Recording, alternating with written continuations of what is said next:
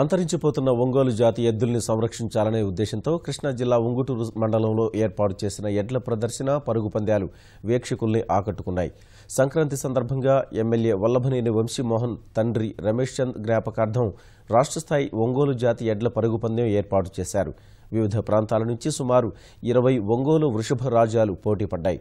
విదేశాల్లో స్థిరపడ్డ ప్రవాస భారతీయులు, మహిళలు పెద్ద సంఖ్యలో తరలివచ్చి పోటీలను ఆసక్తిగా తిలకించారు.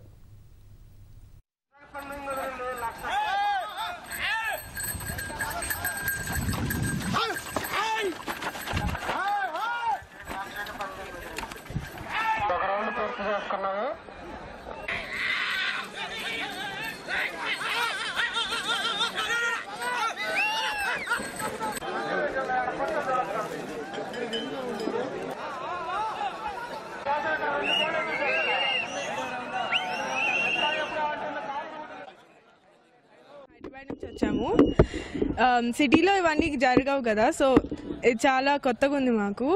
తాతగారి ఇంటికి వచ్చాము పండుగ జరుపుకోవడానికి. చాలా బాగుంది. We come here every year and it's a lot of fun.